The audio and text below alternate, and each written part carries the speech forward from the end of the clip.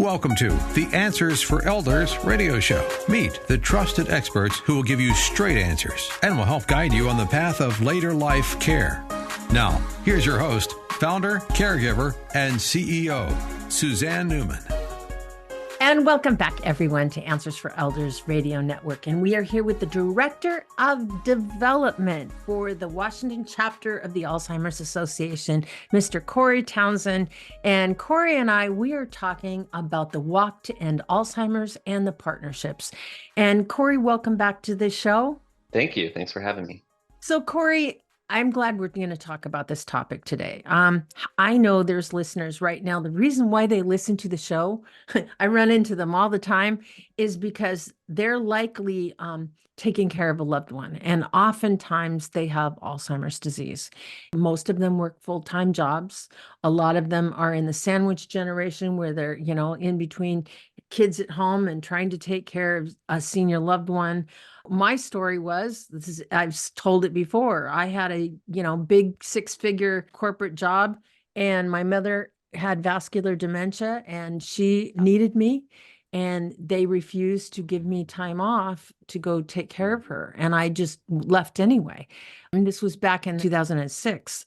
They didn't get it. And I still think that there's a lot of organizations out there that don't get what a family caregiver is dealing with.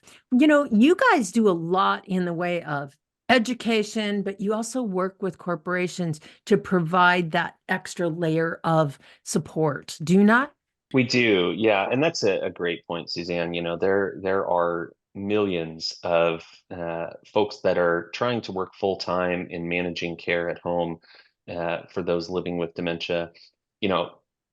Quick story, we have a board member who was an executive at a Fortune 500 company here in Seattle, and her mom was living with dementia, and she had to retire more than 10 years early to care for her, right? And that story is very common. And we're seeing that employers and our partners in the corporate space are recognizing this as an issue.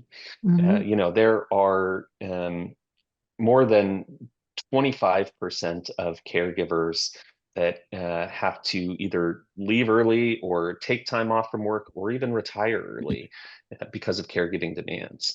Mm-hmm. And through employee resource groups and leave practices, employers are starting to recognize this need.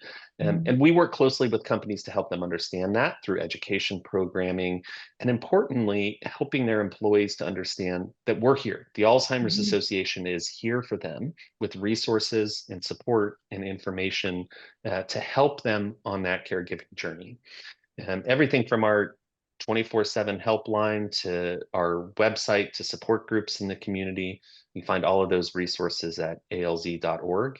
And if your company wants to have an education program, get in touch with us. We're happy to do that. Yeah. And I think too, just from a point of view is, if you have a loved one with dementia or Alzheimer's, or if you're trying to take care of a loved one and you're in a full-time workplace, reach out to your HR department. A lot of human resource, sectors, within the corporate world, they have resources or connect you to resources. And certainly, between the Alzheimer's Association having a free helpline 24 hours a day, 7 days a week, because we know phone calls come, the questions or the fears come in the middle of the night, on Christmas, something happens or anything like that. So you guys staff that with real live social workers that know, that have resources for you, that are knowledgeable and qualified to talk to you. And I think that's the key. It's not just an answering, service. It's someone that will help guide you through the process, because it's not easy. And obviously that's a big part of it. So now, obviously, companies all over are starting teams. And, we see it in our industry like crazy, senior living organizations, elder law attorneys, estate planning attorneys, financial firms like Edward Jones, different things like that. Tell me a little bit about how a company can get involved. Yeah, that's a great question. We have staff across the nation that are ready to provide turnkey solutions to companies about how to get involved. But the most simple way is to join us at the walk. Invite your coworkers, invite your employees, invite your staff. And you can register a walk team at alz.org/walk. Enter your It's zip very code. easy to It's do, by very the way. easy. It'll take less than 5 minutes. And and it's a great team building activity, right? It We is. know that with more than 11 million caregivers nationwide that are caregiving right now, that's not to count all the people who have lost people to this disease, Yeah. right? Lost loved ones to this disease. We see a groundswell of support from companies and their employees that find this to be a time to rally together, support those who are caregiving, right? The walk is not just a company outing, but it's the largest support group of the Yeah. year. Yeah. And it's a great chance for employees to connect with each other, to build camaraderie and support one another in something very difficult that they're facing. Yeah. And obviously the walk, it's not long. And that's something that a lot of people go, well, how long is the walk? Tell me a little bit about the average walk, how long it is. Yeah, the average walk is about 3 miles. Now it's non-competitive. It's not a race. Yeah.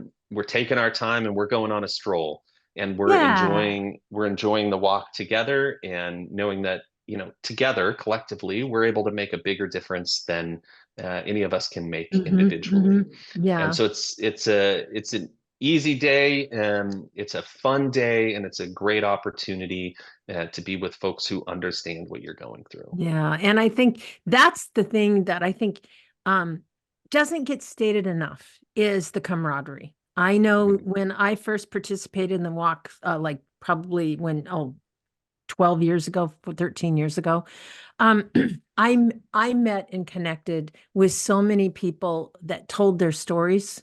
And it was like, they were telling my story. I finally had someone that could relate to what I was dealing with, and vice versa. You have this, sometimes you think that the world is all alone on your shoulders, and you really aren't alone. There's so many resources out there. You just have to, open yourself up to them. And this is a wonderful way to connect with with people that can support you along the way. And everybody's in a different stage of their journey. Some people have just been diagnosed and they don't even know what they need to do. Some people have been in it, taking care of a loved one for years, like, for example, your mom, what you've been dealing with. And, so obviously having different knowledge bases and be able to connect with each other, that is so important. And I know that, for us, what I'm very honored and grateful for